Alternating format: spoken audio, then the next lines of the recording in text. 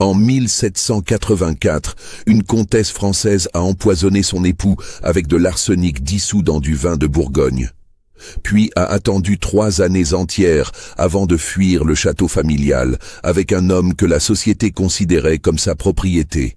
Ce qui s'est produit ensuite a divisé la noblesse française et fait disparaître à jamais tous les documents officiels de cette affaire.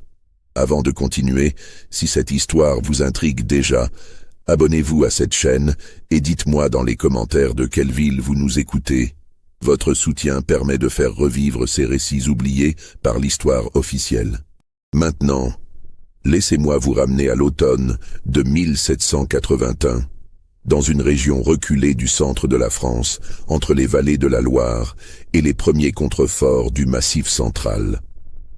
À cette époque, la France vivait ses dernières années d'Ancien Régime dans une tension grandissante. Le roi Louis XVI régnait depuis 7 ans, mais son autorité s'effritait progressivement face aux critiques des philosophes, aux revendications du tiers-État et aux premières rumeurs de banqueroute du royaume.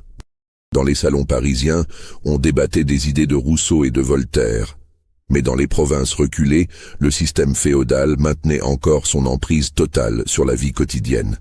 Le domaine de Valcoeur s'étendait sur plus de 2000 hectares de terres cultivables, de forêts denses et de pâturages vallonnés. Le château lui-même, construit au début du XVIIe siècle, dressait sa masse de pierres grises au sommet d'une colline dominant 3 villages dont les habitants travaillaient exclusivement pour la famille comtale. Ses tours carrées, ses fenêtres à meneaux et ses toits d'ardoise reflétaient la puissance d'une lignée qui remontait aux croisades. Les murs épais gardaient la fraîcheur en été et une humidité pénétrante en hiver, malgré les immenses cheminées qui brûlaient du bois jour et nuit dans les appartements nobles. La vie au château suivait un rythme immuable dicté par les saisons agricoles et les obligations sociales de la noblesse provinciale. Chaque matin, les domestiques se levaient avant l'aube pour allumer les feux, préparer les repas et entretenir les innombrables pièces du domaine. Les paysans apportaient leurs redevances en nature, des sacs de grains, des volailles, des fromages et du vin nouveau qui remplissait les caves voûtées. Le dimanche, toute la maisonnée assistait à la messe dans la chapelle privée du château, où le curé rappelait l'ordre divin qui plaçait chacun à sa place dans la société. C'est dans ce monde rigide et hiérarchisé qu'arriva, en octobre 1781, la nouvelle comtesse de Valcoeur.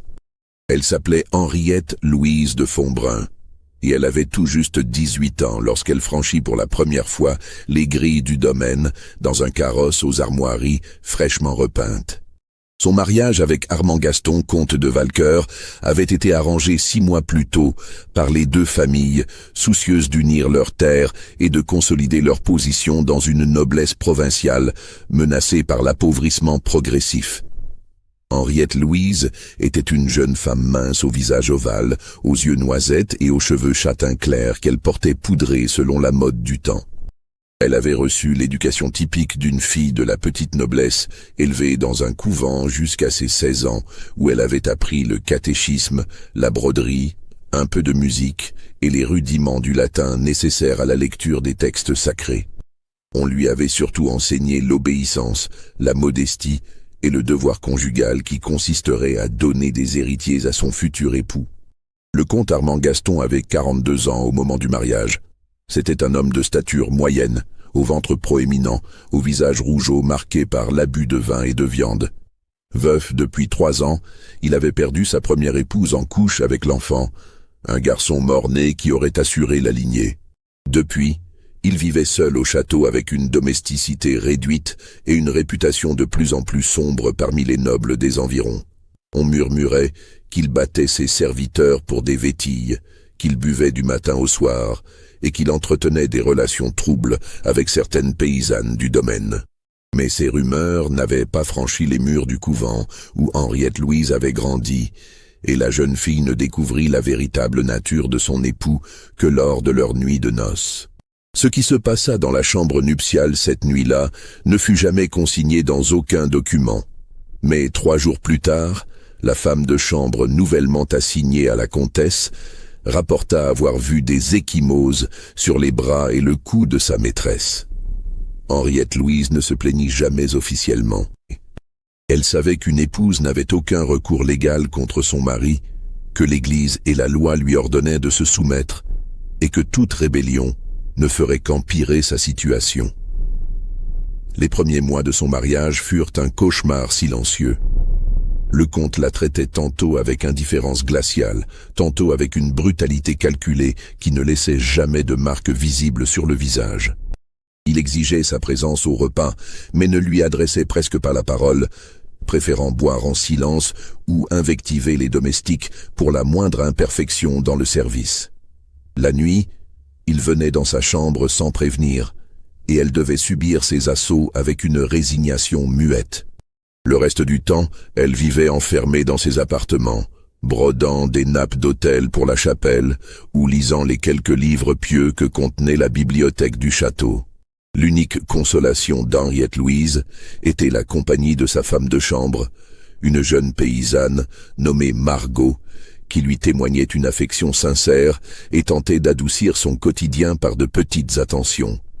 Margot avait 20 ans, un visage rond aux joues roses et une nature joviale qui survivait malgré la dureté de sa condition. Elle racontait parfois à sa maîtresse des histoires du village, des mariages, des naissances, des disputes entre familles, créant ainsi une fenêtre sur un monde extérieur qu'Henriette Louise ne connaissait plus. Tout changea au printemps de 1782, lorsque le comte fit l'acquisition d'un esclave aux Antilles par l'intermédiaire d'un marchand bordelais. À cette époque, bien que l'esclavage soit interdit en métropole selon un ancien édit royal, de nombreux nobles contournaient cette interdiction en ramenant des colonies des serviteurs qu'ils présentaient comme des domestiques libres, alors qu'en réalité, ces hommes et ces femmes restaient leur propriété absolue. Le Code noir, promulgué sous Louis XIV, ne s'appliquait officiellement qu'aux territoires d'outre-mer, mais la traite continuait à enrichir les ports français et les propriétaires coloniaux qui fournissaient le sucre, le café et l'indigo consommés dans tout le royaume. L'homme qui arriva à Valcoeur en mai 1782 avait environ 25 ans. Il était grand, avec une musculature développée par des années de travail forcé dans les plantations de canne à sucre de Saint-Domingue. Sa peau était d'un noir profond, ses traits réguliers, son regard à la fois fier et méfiant. Le comte l'avait acheté pour une somme considérable, attiré par sa force physique et la possibilité d'exhiber aux yeux de ses voisins nobles ce symbole de richesse exotique. On lui donna le prénom français de Mathieu, effaçant ainsi son identité africaine originelle dont plus personne ne se souciait. Les documents d'achat falsifiés le présentaient comme un domestique libre engagé volontairement. Mais tout le monde au château savait la vérité. Mathieu ne recevait aucun salaire, dormait dans une remise attenante aux écuries et portait au poignet gauche une marque au fer rouge, cicatrice indélébile de son statut de propriété humaine. Le comte l'employait aux travaux les plus pénibles du domaine, le faisant travailler dans les champs aux côtés des paysans qui le regardaient avec un mélange de curiosité, de pitié et de malaise. Certains domestiques refusaient de lui adresser la parole, d'autres lui manifestaient une sympathie discrète, mais personne n'osait défier ouvertement le comte en le traitant comme un égal. Henriette Louise aperçut Mathieu pour la première fois un matin de juin, alors qu'elle se promenait dans les jardins du château, accompagnée de Margot. Il travaillait torse nu à réparer un mur de pierre effondré, ses muscles luisant de sueur sous le soleil matinal. Lorsque la comtesse passa près de lui, il leva brièvement les yeux, et leurs regards se croisèrent pendant une fraction de seconde. Ce fut un instant banal, sans signification apparente. Mais Henriette Louise ressentit quelque chose d'étrange, une reconnaissance inexplicable, comme si elle voyait dans les yeux de cet homme la même solitude désespérée qui habitait son propre cœur. Elle ne parla pas de cette rencontre, mais au cours des semaines suivantes, elle se surprit à observer Mathieu de loin lorsqu'il travaillait dans les jardins, ou transportait des charges pour les domestiques. Elle remarqua sa dignité silencieuse, la manière dont il accomplissait chaque tâche avec une perfection minutieuse comme pour préserver un fragment de fierté dans sa condition dégradante. Elle vit aussi comment le comte le traitait, avec une cruauté gratuite qui allait au-delà de la simple brutalité d'un maître envers un serviteur. Armand Gaston semblait prendre un plaisir pervers à l'humilier publiquement, à lui donner des ordres contradictoires, à le frapper avec une canne pour des fautes imaginaires. Un soir de juillet, alors que la chaleur étouffante rendait le sommeil impossible, Henriette Louise descendit seule dans les jardins pour respirer l'air frais de la nuit. Elle ne pensait pas y trouver quelqu'un, mais en contournant la fontaine centrale, elle découvrit Mathieu assis sur un banc de pierre, le visage levé vers les étoiles. Il sursauta en la voyant et se leva immédiatement, prêt à partir, mais elle fit un geste pour l'arrêter. Ils ne parlèrent pas cette première nuit. Ils restèrent simplement là, à quelques mètres l'un de l'autre, partageant en silence l'obscurité apaisante du jardin. Puis Henriette Louise retourna discrètement à ses appartements, le cœur battant d'une émotion qu'elle ne comprenait pas encore. Ces rencontres nocturnes se répétèrent au cours de l'été. Toujours brèves, toujours silencieuses au début, elles devinrent progressivement le seul moment où Henriette Louise se sentait véritablement vivante. Peu à peu, ils commencèrent à échanger quelques mots à voix basse. Mathieu parlait un français haché, appris dans les plantations, mais il s'exprimait avec une intelligence aiguë qui surprit la jeune femme. Il lui raconta par fragments son histoire, comment il avait été enlevé enfant dans son village d'Afrique de l'Ouest, vendu à des négriers européens, enchaîné dans la cale d'un navire pendant 3 mois de traversée infernale, où un tiers des captifs étaient morts de maladie et de désespoir. Il lui décrivit les plantations de Saint-Domingue, la chaleur accablante, le travail sous le fouet des contremaîtres, les punitions atroces infligées à ceux qui tentaient de fuir ou de se révolter. Il lui parla aussi de la beauté de sa terre natale, des chants de son peuple, des traditions perdues qu'il essayait de se remémorer pour ne pas devenir complètement l'esclave anonyme que ses maîtres voulaient faire de lui. Il lui confia qu'il savait lire un peu, ayant appris en secret auprès d'un prêtre compatissant dans la colonie, et qu'il gardait caché dans sa remise un exemplaire abîmé de l'Émile de Rousseau, ce livre dangereux qui proclamait que tous les hommes naissaient libres et égaux. Henriette Louise, de son côté, se confia également. Elle lui raconta son enfance au couvent, ses rêves de jeune fille qui imaginait le mariage comme une libération, puis la réalité brutale de sa condition d'épouse soumise à un tyran. Elle lui avoua sa solitude, sa peur constante, le sentiment d'être elle aussi une prisonnière dans un château qui aurait dû être sa maison. Elle lui dit qu'elle ne comprenait pas comment le monde pouvait être organisé de manière si injuste, comment Dieu pouvait permettre que des êtres humains possèdent d'autres êtres humains, comment l'Église pouvait bénir des mariages où l'épouse n'avait pas plus de droit qu'un meuble. Ces conversations nocturnes créèrent entre eux un lien profond qui dépassait largement la simple sympathie. Pour la première fois de leur vie respective, chacun trouvait en l'autre une âme qui comprenait véritablement sa souffrance. Ils étaient 2 prisonniers dans le même château, l'un enchaîné par la couleur de sa peau et son statut d'esclave, l'autre par son sexe et son statut d'épouse. Et progressivement, cette compréhension mutuelle se transforma en quelque chose de plus dangereux encore. Un sentiment que ni l'un ni l'autre n'osait nommer, mais qui grandissait chaque nuit avec une force irrésistible. À l'automne de 1782, leur relation franchit une frontière irréversible. Une nuit de septembre, alors qu'ils se promenaient côte à côte dans l'allée de Tilleuls, Mathieu prit la main d'Henriette Louise. Ce geste simple, ce contact de peau contre peau, était un crime passible de mort dans la société de l'époque. Une comtesse blanche et un esclave noir ne pouvaient même pas se toucher sans violer tous les codes sociaux, religieux et raciaux qui structuraient le royaume de France. Mais Henriette Louise ne retira pas sa main. Au contraire, elle la serra plus fort, et ensemble, cachés par l'obscurité complice, ils s'embrassèrent pour la première fois. Ce qui suivit fut une liaison clandestine d'une audace folle.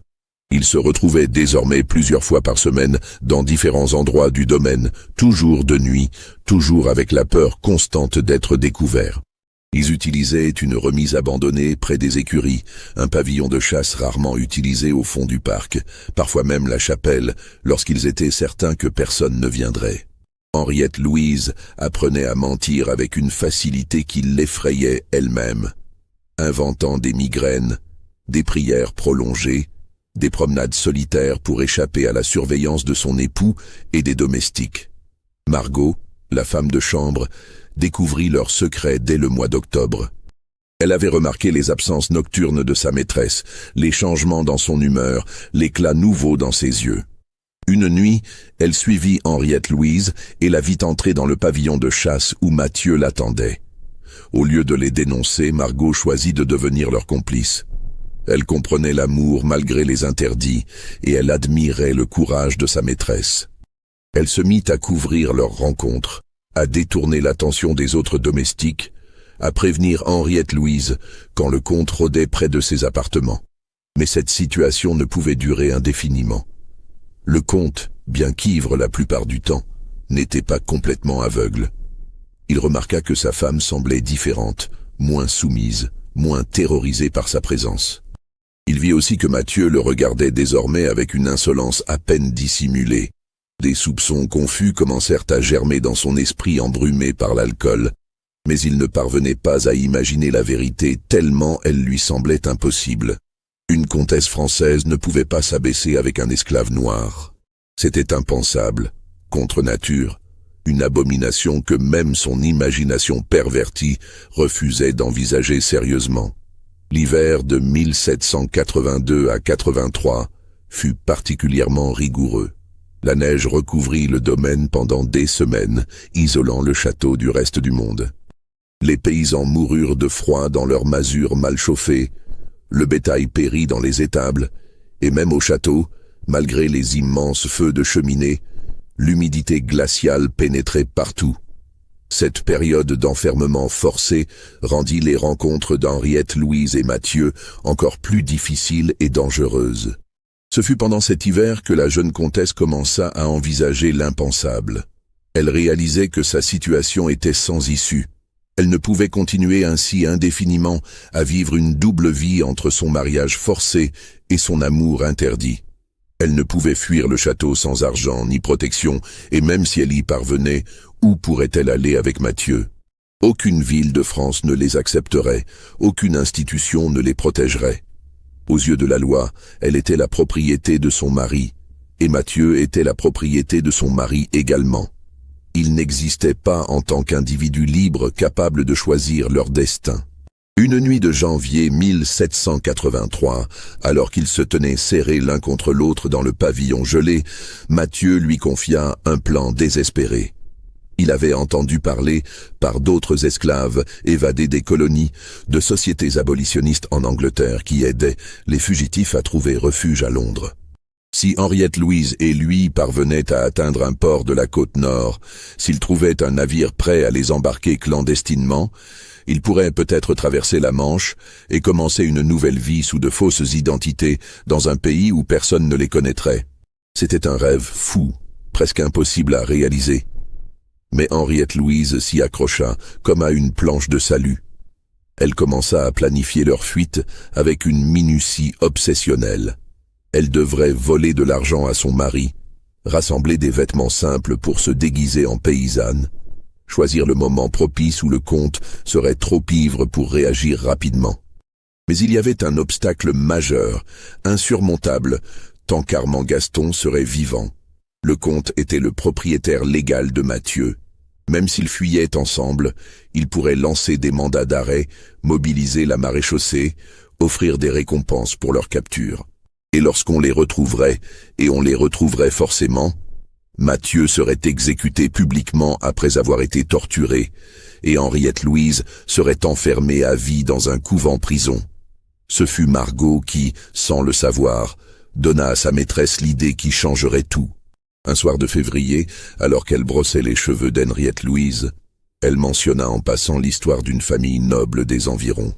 Le baron de Rochambeau était mort subitement l'année précédente après un banquet de chasse.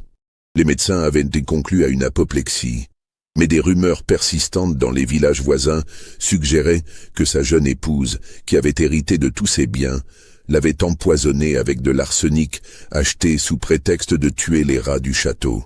Aucune enquête n'avait été ouverte car la baronne appartenait à une famille influente et personne ne voulait scandaliser la noblesse locale avec des accusations aussi graves sans preuves irréfutables. Henriette Louise écouta cette histoire avec une attention particulière. L'arsenic. Un poison lent, difficile à détecter, qui provoquait des symptômes ressemblant à une mort naturelle si on l'administrait à petites doses régulières. Les apothicaires en vendaient librement pour éliminer la vermine, et n'importe qui pouvait s'en procurer sans éveiller de soupçons. Une fois l'idée plantée dans son esprit, elle ne parvint plus à s'en débarrasser. Elle passa des semaines à se débattre avec sa conscience. Elle avait été élevée dans la foi catholique, elle connaissait le 5e commandement « Tu ne tueras point ». Elle savait qu'elle mettrait son âme immortelle en péril, qu'elle commettrait un péché mortel impardonnable. Mais chaque nuit, lorsque le comte venait dans sa chambre avec son haleine avinée et ses mains brutales, lorsqu'elle le voyait frapper Mathieu pour son simple plaisir sadique, lorsqu'elle réalisait que sa vie entière serait ce cauchemar sans fin jusqu'à sa propre mort, sa résolution faiblissait. Si ce récit vous glace le sang, mettez un pouce en l'air et dites-moi dans les commentaires ce que vous auriez fait à la place d'Henriette Louise. Certaines situations ne laissent aucune issue honorable. Au mois de mars 1783, Henriette Louise franchit le pas. Elle envoya Margot à la ville la plus proche, avec l'ordre d'acheter de l'arsenic chez l'apothicaire, soi-disant pour traiter une invasion de rats dans les réserves du château. Margot comprit immédiatement l'usage réel que sa maîtresse comptait faire de ce poison, mais elle ne posa aucune question. Elle revint le lendemain avec un petit sachet de poudre blanche qu'elle remit à Henriette Louise dans le plus grand secret. La jeune comtesse conserva le poison pendant plusieurs semaines, sans oser l'utiliser, déchirée entre son désir de liberté et l'horreur de ce qu'elle s'apprêtait à faire. Mais un incident vint précipiter sa décision. Un soir d'avril, le comte rentra au château dans un état de fureur inhabituel. Il avait perdu une somme importante au jeu chez un noble voisin, et il cherchait quelqu'un sur qui passer sa rage. Il trouva Mathieu dans les écuries et le battit avec une telle violence que l'homme s'effondra, le visage en sang, plusieurs côtes probablement brisées. Henriette Louise apprit ce qui s'était passé par Margot. Elle descendit immédiatement aux écuries, malgré le danger, et trouva Mathieu étendu sur la paille souillée de son sang. Il respirait difficilement. Ses yeux étaient presque fermés par l'enflure, et il gémissait de douleur à chaque inspiration. Elle resta près de lui toute la nuit, le soignant comme elle le pouvait avec de l'eau fraîche et des linges propres, pleurant de rage impuissante face à cette injustice absolue. Ce fut cette nuit-là qu'elle prit sa décision définitive. Elle ne pouvait pas continuer à regarder l'homme qu'elle aimait être détruit lentement par un tyran ivre. Elle ne pouvait pas attendre passivement que le comte les découvre et les fasse exécuter. Elle devait agir, même si cela signifiait damner son âme pour l'éternité. Le lendemain soir, elle commença à ajouter de minuscules quantités d'arsenic dans le vin que buvait son époux à chaque repas. Elle procédait avec une prudence extrême, dosant le poison de manière à provoquer des symptômes progressifs qui ressembleraient à une maladie naturelle. Le comte, qui buvait déjà énormément, ne remarqua rien au début. Il se plaignit simplement d'avoir mal au ventre, d'être constamment fatigué, de souffrir de maux de tête lancinants. Il accusa la cuisinière de mal préparer les viandes, les domestiques de le laisser dans des courants d'air, les paysans de lui avoir transmis quelques pestilences rurales. Les semaines passèrent et l'état du comte empira régulièrement. Il maigrissait visiblement. Son teint devint grisâtre, ses cheveux se mirent à tomber par plaques. Il vomissait fréquemment après les repas et passait ses journées couché dans ses appartements, trop faible pour sortir ou même pour tyranniser ses gens. On fit venir un médecin du bourg voisin, un vieil homme aux connaissances limitées, qui diagnostiqua une fièvre maligne et prescrivit des saignées qui ne firent qu'affaiblir davantage le malade. Henriette Louise jouait son rôle d'épouse inquiète, avec une perfection remarquable. Elle passait de longues heures au chevet de son mari, lui tenant la main, épongeant son front moite, donnant elle-même des ordres à la domesticité pour assurer ses soins. Personne ne soupçonnait que cette dévotion conjugale cachait la plus noire des trahisons, que chaque geste de tendresse n'était qu'une comédie destinée à détourner les soupçons. Seuls Margot et Mathieu connaissaient la vérité, et tous trois vivaient dans une tension constante, attendant le moment où le comte rendrait enfin son dernier souffle. Mais Armand Gaston se révéla plus résistant que prévu. Des semaines devinrent des mois, et malgré la détérioration évidente de sa santé, il s'accrochait obstinément à la vie. L'été arriva, puis l'automne, et le comte continuait à survivre, transformé en une créature décharnée et gémissante mais toujours vivante. Henriette Louise n'osait pas augmenter les doses de peur d'éveiller des soupçons, mais cette attente interminable la rongeait de l'intérieur. Elle ne dormait presque plus, hantée par la peur d'être découverte et par la culpabilité qui grandissait chaque jour, malgré sa conviction d'agir par nécessité. Durant cette période, elle continua à voir Mathieu en secret. Mais leur rencontre était devenue désespérée et tendue. Ils ne parlaient presque plus, se contentant de se tenir enlacés dans l'obscurité, cherchant un réconfort mutuel face à l'horreur de ce qu'ils avaient déclenché. Mathieu avait récupéré de ses blessures physiques, mais quelque chose s'était brisé en lui. Il se rendait compte qu'Henriette Louise commettait un meurtre pour lui, pour leur amour impossible, et cette pensée le détruisait autant qu'elle le libérait. L'hiver de 1783 à 84 fut encore plus rude que le précédent. Le comte, alité en permanence, délirait souvent sous l'effet de la fièvre et du poison accumulé dans son organisme. Il appelait sa première épouse morte, accusait des ennemis imaginaires de vouloir l'assassiner, hurlait des obscénités incompréhensibles qui terrorisaient les domestiques. Le château tout entier vivait dans une atmosphère morbide, chacun attendant la mort inévitable du maître sans oser l'exprimer à voix haute.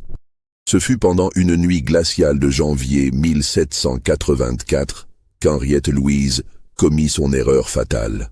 Le comte, pris d'une violente crise de vomissement, réclamait du vin pour apaiser les brûlures de son estomac.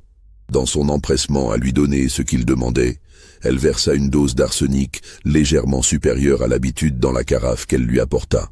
Le comte but avidement, puis moins d'une heure plus tard, il fut saisi de convulsions terribles. Il se tordait sur son lit en hurlant, ses yeux révulsés, de l'écume aux lèvres. Henriette Louise, paniquée, fit appeler le médecin en urgence. Mais au fond d'elle-même, elle savait que c'était fini. Le comte Armand Gaston de Valcœur mourut à l'aube après une agonie de plusieurs heures. Le médecin qui était resté à son chevet conclut à une crise d'apoplexie foudroyante, conséquence de la longue maladie qui le minait depuis des mois. Il signa le certificat de décès sans poser de questions embarrassantes, acceptant la bourse généreuse qu'Henriette Louise lui glissa discrètement. Le curé vint administrer les derniers sacrements à un cadavre déjà froid, puis le corps fut préparé pour les funérailles selon les rites de la noblesse.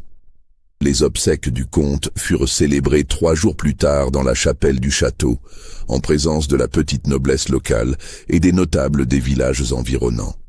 Henriette Louise portait le deuil avec une dignité parfaite, vêtue de noir de la tête aux pieds, le visage caché par un voile opaque.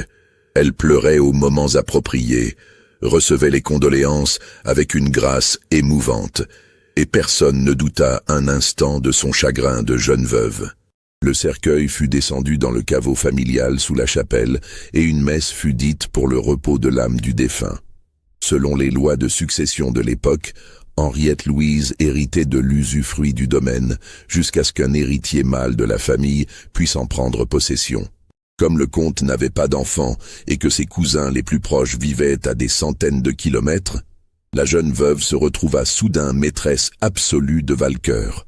Elle contrôlait les revenus des terres, commandait aux domestiques et aux paysans, et plus personne ne pouvait lui imposer sa volonté. Pour la première fois de sa vie, elle était libre. Mais cette liberté avait un goût amer. Les nuits suivant les funérailles, Henriette Louise ne dormait presque pas, hantée par le souvenir des convulsions finales de son mari. Elle avait tué un homme, même un homme qui la terrorisait et la brutalisait. Elle avait versé le poison de ses propres mains, jour après jour pendant des mois, regardant son époux se dégrader lentement sans jamais reculer. Elle essayait de se convaincre qu'elle avait agi par légitime défense, que c'était lui ou elle, que Dieu comprendrait et pardonnerait. Mais les enseignements de son éducation religieuse lui hurlaient qu'elle était une meurtrière damnée pour l'éternité. Mathieu, de son côté, vivait dans une terreur constante d'être découvert. Juridiquement, il appartenait maintenant à la succession du comte, et théoriquement, Henriette Louise aurait dû le vendre ou le transférer aux héritiers légaux.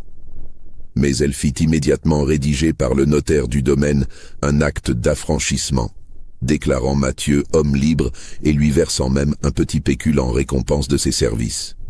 C'était un geste extraordinairement rare à cette époque, qui suscita des commentaires perplexes parmi la noblesse locale. Mais personne n'osa critiquer ouvertement une veuve en deuil. Les semaines passèrent dans une atmosphère étrange. Le château semblait respirer plus librement, sans la présence oppressante du comte, et les domestiques commençaient à s'habituer au règne plus doux de la jeune comtesse. Henriette Louise réorganisa l'administration du domaine, réduisit certaines redevances trop lourdes sur les paysans et fit réparer des bâtiments laissés à l'abandon par son mari. Elle donnait l'image d'une veuve courageuse qui prenait en main son destin avec une fermeté admirable. Mais derrière cette façade, elle planifiait déjà sa fuite avec Mathieu. Maintenant qu'il était légalement libre, qu'elle contrôlait les finances du domaine et que la période de deuil strict commençait à s'assouplir, rien ne les empêchait théoriquement de partir ensemble. Pourtant, elle savait que le scandale serait immense. Une comtesse blanche qui abandonnait son château, ses responsabilités et son rang pour fuir avec un ancien esclave noir, cela dépassait l'entendement de la société de l'époque. On la traquerait, on la ramènerait de force, on l'enfermerait pour folie ou dépravation morale. Elle dut donc préparer leur départ avec la même minutie obsessionnelle qu'elle avait mise à empoisonner son mari. Elle vendit discrètement des bijoux de famille à des marchands de passage, accumulant progressivement une somme d'argent suffisante pour financer leur voyage. Elle fit coudre par Margot des vêtements simples de paysanne, très différents des robes somptueuses qu'elle portait habituellement. Elle se renseigna auprès de domestiques voyageurs sur les routes vers le nord, les auberges sûres, les ports où l'on posait peu de questions sur l'identité des passagers. Margot, fidèle jusqu'au bout, accepta de les accompagner dans leur fuite. Elle n'avait rien à perdre, pas de famille proche, pas d'attaches particulières au domaine. L'idée d'une aventure en Angleterre l'excitait, et elle admirait trop sa maîtresse pour l'abandonner maintenant. Les trois complices se réunissaient la nuit dans les appartements d'Henriette Louise pour finaliser les derniers détails de leur évasion. Mais au printemps de 1784, un événement imprévu vint tout bouleverser. Le cousin germain du comte, un certain Édouard Philippe de Valcoeur, se présenta au château sans prévenir, accompagné d'un homme de loi. C'était un homme de 35 ans environ, au visage sec et aux yeux inquisiteurs, qui avait passé la majeure partie de sa vie à Paris dans des fonctions administratives obscures. Il venait réclamer son héritage en tant que plus proche parent masculin du défunt. Henriette Louise le reçut avec toute la courtoisie requise, mais elle comprit immédiatement le danger. Édouard Philippe n'était pas un noble provincial facile à duper. Il examina les comptes du domaine avec une attention méticuleuse, interrogea les domestiques, inspecta les bâtiments, et surtout, il posa des questions très précises sur les circonstances de la mort de son cousin. Il trouvait étrange qu'un homme encore relativement jeune, certes malade, soit mort si soudainement après des mois d'agonie lente. Il voulut voir le certificat de décès, parler au médecin qui avait soigné le comte, consulter les registres de l'apothicaire pour savoir quel remède avait été administré. L'homme de loi qui l'accompagnait était encore plus redoutable. C'était un certain maître Dufresne, un procureur parisien réputé pour son acharnement dans les affaires d'héritage. Il flairait l'argent et le scandale, et il n'hésiterait pas à retourner chaque pierre du domaine pour trouver quelque chose de compromettant. Il commença à interroger séparément les domestiques, notant chaque incohérence, chaque détail suspect dans leurs témoignages. Ce fut un valet d'écurie, un jeune homme simplet nommé Bastien, qui commit la première erreur. Pressé de questions par maître Dufresne, il mentionna innocemment avoir vu plusieurs fois pendant l'hiver la comtesse se promener seule la nuit dans les jardins, ce qui était étrange pour une dame de son rang. Il ajouta qu'il avait parfois aperçu l'esclave, Mathieu comme on l'appelait alors, sortir de sa remise aux mêmes heures inhabituelles. Il ne suggérait rien de précis, mais l'association de ces deux faits éveilla immédiatement les soupçons du procureur. Maître Dufresne entreprit alors une investigation plus approfondie. Il découvrit que la comtesse avait fait affranchir Mathieu très rapidement après la mort du comte, ce qui était inhabituel. Il apprit par Margot, qui l'interrogea durement, que sa maîtresse avait acheté de l'arsenic plusieurs mois avant le décès du comte, soi-disant pour les rats. Il constata que le médecin qui avait signé le certificat de décès était un vieil homme à la réputation douteuse, connu pour accepter des pots de vin. Pièce par pièce, il assemblait un puzzle accablant. Un matin de mai, Édouard Philippe et maître Dufresne confrontèrent Henriette Louise dans le grand salon du château. Ils lui exposèrent leurs découvertes et leurs soupçons. Ils l'accusèrent ouvertement d'avoir empoisonné le comte avec de l'arsenic, probablement pour hériter de son domaine et vivre ensuite en liberté. Ils ne mentionnèrent pas encore Mathieu, mais leurs regards entendus suggéraient qu'ils devinaient l'existence d'une relation coupable. Henriette Louise nia tout avec véhémence. Elle expliqua que l'arsenic avait effectivement servi à éliminer une invasion de rats dans les réserves, que son mari était mort d'une maladie naturelle après des mois de souffrance, que le médecin avait établi un diagnostic clair. Elle joua la veuve indignée, outragée par ces accusations monstrueuses portées contre elle alors qu'elle pleurait encore son époux. Elle menaça de porter plainte pour diffamation, de faire appel à sa propre famille noble pour la défendre. Mais maître Dufresne n'était pas impressionné. Il annonça calmement qu'il allait demander l'exhumation du corps du comte pour faire pratiquer une autopsie approfondie. Les techniques médico-légales de l'époque commençaient à permettre de détecter la présence d'arsenic dans les tissus d'un cadavre, même plusieurs mois après la mort. Si l'analyse révélait des traces de poison, Henriette Louise serait arrêtée et jugée pour meurtre. En tant que comtesse, elle ne serait pas exécutée publiquement, mais elle passerait le reste de sa vie enfermée dans un couvent-prison, tous ses biens confisqués par la famille de son mari. Cette menace plongea Henriette Louise dans un état de panique absolue. Elle savait que l'autopsie révélerait forcément des quantités massives d'arsenic dans le corps de son mari. Il n'y aurait aucun moyen de nier l'évidence. Et si l'enquête se poursuivait, il découvrirait inévitablement sa liaison avec Mathieu, ce qui aggraverait encore les charges contre elle. On ne la considérerait plus seulement comme une empoisonneuse, mais comme une femme dépravée qui avait tué son mari pour vivre dans le péché avec un ancien esclave. Le scandale éclabousserait toute sa famille, détruirait son nom pour les générations futures. Elle comprit qu'il ne lui restait qu'une seule option: fuir immédiatement, avant que l'exhumation ne soit ordonnée officiellement, avant que la maréchaussée ne vienne l'arrêter. Elle disposait peut-être de quelques jours, une semaine tout au plus, avant que les procédures légales ne soient en place. C'était maintenant ou jamais. Cette nuit-là, elle réunit Margot et Mathieu dans ses appartements et leur annonça qu'ils devaient partir dès le lendemain à l'aube.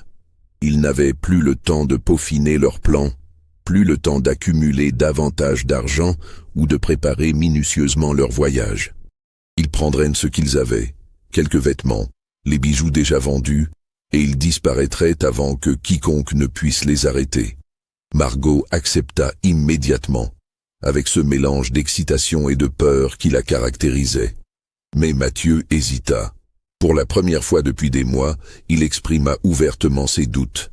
Il demanda à Henriette Louise si elle était vraiment certaine de vouloir sacrifier tout ce qu'elle avait, son rang, sa fortune, sa réputation, sa famille, pour une vie de fugitive avec un homme que la société considérait à peine comme humain.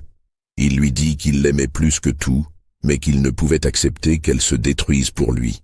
Peut-être devrait-elle rester, nier les accusations, utiliser ses relations nobles pour se défendre, et le laisser partir seul. Henriette Louise le regarda longuement, puis elle lui prit les mains et lui dit calmement qu'elle avait déjà franchi la ligne, que personne ne pouvait revenir en arrière. Elle avait tué son mari. Elle avait commis un meurtre. Que Mathieu parte ou reste avec elle, elle était déjà condamnée si la vérité éclatait. La seule différence, c'était qu'avec lui, elle avait une raison de fuir, un espoir de construire quelque chose de nouveau malgré l'horreur de ce qu'elle avait fait. Sans lui, sa fuite n'avait aucun sens. Elle préférait mourir que retourner à sa vie d'avant, à cette prison dorée où elle n'était qu'un objet, une propriété, une coquille vide. Mathieu comprit qu'il ne pourrait pas la dissuader. Il acquiesça en silence, et tous trois se préparèrent pour leur départ. L'aube du 23 mai 1784, alors que le château dormait encore, Henriette Louise, Mathieu et Margot franchirent discrètement les grilles du domaine de Valcoeur. Ils portaient des vêtements de paysans, avaient caché leur argent dans des sacoches dissimulées sous leur manteau et ne prenaient avec eux que le strict nécessaire. Henriette Louise jeta un dernier regard au château qui avait été sa prison pendant près de 3 ans, puis elle se détourna et marcha résolument vers la route qui menait au nord. Ils voyagèrent pendant plusieurs semaines, évitant les grandes routes, dormant dans des granges ou des auberges isolées, se présentant comme des domestiques en route vers Paris pour chercher du travail. Henriette Louise avait coupé ses cheveux courts et portait constamment un bonnet de paysanne qui cachait son visage. Mathieu marchait légèrement en retrait, jouant le rôle du serviteur muet pour attirer le moins d'attention possible. Margot faisait la conversation dans les auberges, racontant des histoires inventées sur leur passé, détournant les questions trop précises. Le voyage fut éprouvant.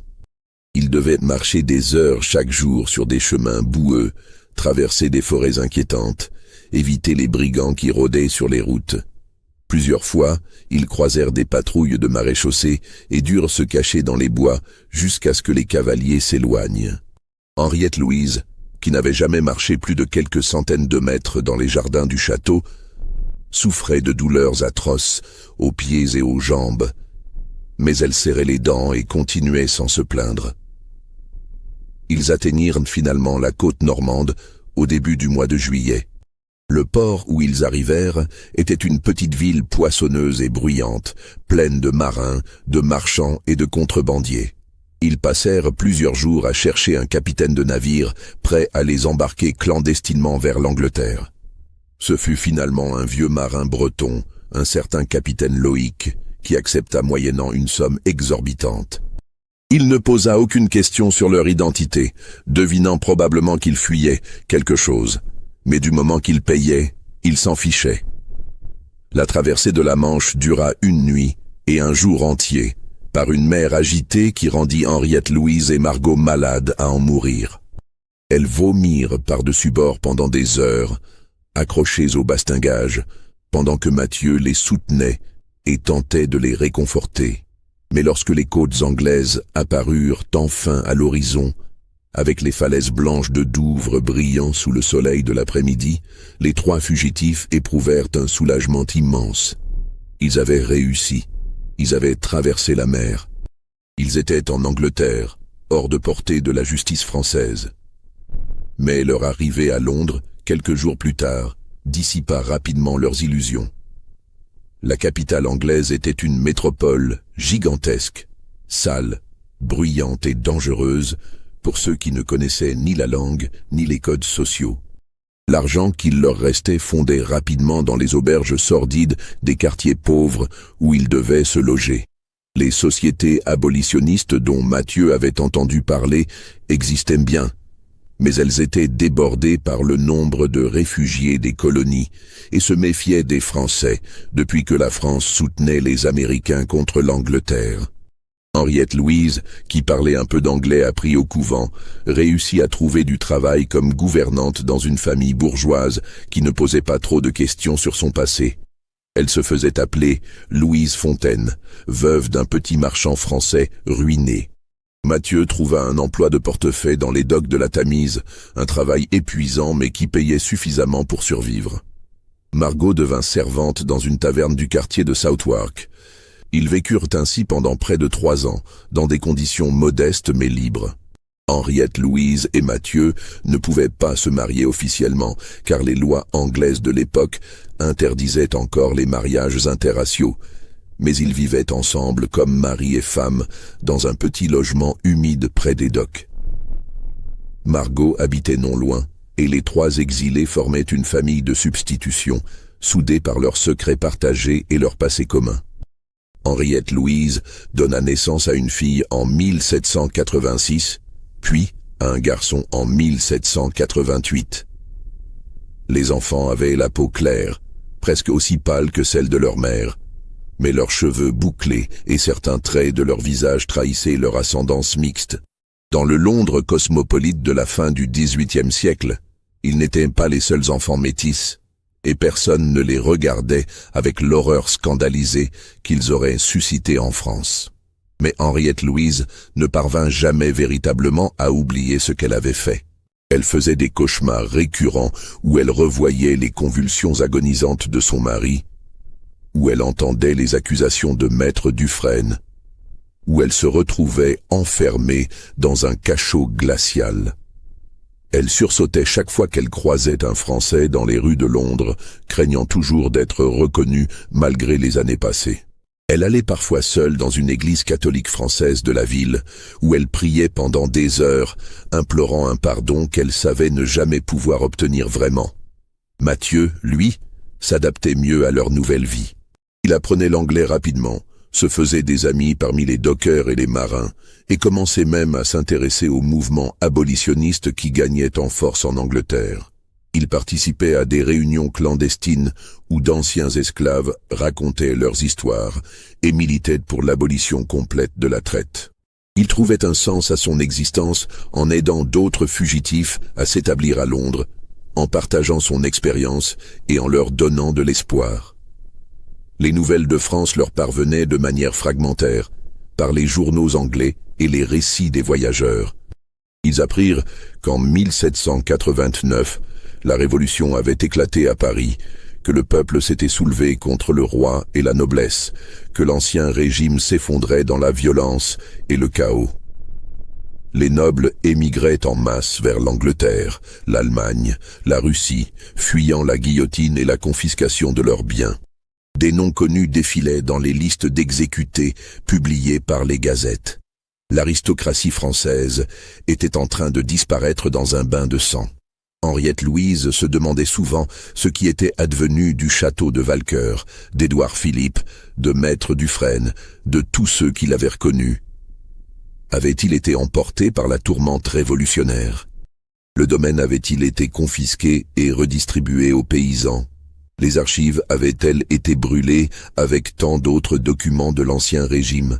Était-elle toujours recherchée, ou son affaire avait-elle été enterrée sous la masse des événements plus urgents? En 1793, elle eut sa réponse de manière inattendue. Un noble français émigré qu'elle croisa par hasard dans une soirée charitable organisée par l'Église française de Londres mentionna en passant le nom de Valcoeur. Il raconta que le château avait été pillé puis incendié par les paysans révoltés en 1789, que toute la famille des Valcoeur avait été massacrée ou avait fui, que le domaine n'était plus que ruine. Il ajouta, avec un petit rire méprisant, qu'il y avait eu autrefois une histoire scandaleuse dans cette famille. Une comtesse qui aurait empoisonné son mari, puis disparu avec un esclave, mais que personne ne savait ce qu'elle était devenue. Certains disaient qu'elle avait été rattrapée et exécutée en secret, d'autres qu'elle s'était noyée en tentant de traverser la Manche. Peu importait maintenant, tout cela appartenait à un monde révolu. Henriette Louise écouta ce récit sans broncher, le visage impassible derrière son éventail. Lorsque le noble s'éloigna, elle sortit discrètement de la soirée et rentra chez elle en tremblant. Elle réalisa que son histoire était devenue une simple anecdote scandaleuse, un ragot oublié parmi tant d'autres dans le chaos de la Révolution. Elle n'était plus une criminelle recherchée, juste un fantôme du passé, une ombre sans importance dans un monde qui avait complètement changé. Cette nuit-là, elle raconta tout à Mathieu. Elle lui parla du château en ruine, de la famille massacrée, de leur histoire transformée en légende urbaine imprécise. Elle pleura pour la première fois depuis des années, non pas de culpabilité, mais d'un soulagement étrange et douloureux. Elle était libre, vraiment libre maintenant. Plus personne ne la cherchait, plus personne ne se souciait de ce qu'elle avait fait. Le monde de l'Ancien Régime, avec ses codes rigides, ses hiérarchies immuables, ses interdits absolus, s'était effondré, emportant avec lui les preuves de son crime et les juges qui auraient pu la condamner. Mathieu la tint serré contre lui toute la nuit, et pour la première fois depuis leur fuite, ils se sentirent véritablement en sécurité. Les années passèrent, les enfants grandirent. La fille aînée, qu'ils avaient appelée Rose, devint une jeune femme intelligente qui apprit à lire et à écrire avec une facilité remarquable. Le garçon, Thomas, était plus rêveur, passionné par les navires et les histoires de voyages lointains. Margot se maria finalement avec un artisan anglais, un bonhomme qui l'aimait sincèrement, et elle eut elle-même 3 enfants. Henriette Louise et Mathieu vieillirent ensemble dans leur modeste logement londonien. Leur histoire d'amour, qui avait commencé dans le secret et la terreur, se transforma progressivement en une affection paisible, usée par les années mais solide comme le roc. Ils ne parlaient presque jamais de la France, du château, de ce qui s'était passé. C'était un autre monde, une autre vie qui semblait appartenir à des personnes différentes. Henriette Louise mourut en 1816, à l'âge de 53 ans, emportée par une pneumonie qui l'affaiblit en quelques semaines. Sur son lit de mort, entourée de Mathieu, de ses enfants et de Margot, elle prononça ces derniers mots en français, une langue que personne d'autre dans la pièce ne comprenait vraiment. Elle dit simplement « J'ai choisi l'amour. J'ai choisi la liberté. Que Dieu me pardonne ou me condamne, je referai le même choix. » Mathieu lui survécut 10 ans. Il mourut en 1826, paisiblement dans son sommeil, à l'âge de 69 ans. Il fut enterré à côté d'Henriette Louise, dans un petit cimetière de l'East End, sous une pierre tombale qui portait simplement leur nom anglicisé. Louise Fontaine et Matthew Fontaine, époux dévoués, parents aimants. Leurs enfants et petits-enfants ne connurent jamais toute la vérité sur leur histoire. Ils savaient vaguement que leur grand-mère avait été française, de bonne famille, et qu'elle avait fui la Révolution avec leur grand-père. Mais les détails précis, le château, le meurtre, la fuite désespérée, tout cela se perdit dans le silence et l'oubli que les 2 amants avaient choisi de maintenir jusqu'à leur mort. Les archives françaises de l'affaire Walker furent effectivement détruites pendant la Révolution, comme tant d'autres documents de l'Ancien Régime. Le château lui-même ne fut jamais reconstruit, et aujourd'hui, il n'en reste que quelques pans de murs envahis par la végétation, visibles depuis une route départementale qui traverse cette région reculée du centre de la France. Personne ne s'arrête pour les regarder. Personne ne connaît l'histoire de la comtesse qui empoisonna son mari pour fuir avec l'homme qu'elle aimait. Ou peut-être que quelqu'un se souvient encore. Peut-être que dans les archives poussiéreuses d'une bibliothèque locale, dans les mémoires manuscrites d'un noble émigré, dans les lettres oubliées d'un procureur disparu, les fragments de cette histoire attendent d'être redécouverts. Peut-être que les descendants d'Henriette Louise et de Mathieu, dispersés aujourd'hui entre l'Angleterre, le Canada et les États-Unis, portent encore dans leur gène et dans leur nom la trace de cet amour impossible qui défia toutes les lois de son époque. Ce qui est certain, c'est que cette histoire soulève des questions qui résonnent encore aujourd'hui. Jusqu'où peut-on aller au nom de l'amour? Le meurtre peut-il jamais être justifié, même face à un tyran? Une femme qui tue son mari violent, est-elle une criminelle ou une victime qui se défend? Un amour interdit par la société mérite-t-il qu'on sacrifie tout pour le vivre? Et surtout, dans un système qui nie l'humanité de certains et l'autonomie d'autres, qui est vraiment coupable? Henriette Louise de Fontbrun a-t-elle existé? Le château de Walker a-t-il vraiment abrité ce drame sombre? Mathieu était-il un homme réel ou une invention romantique?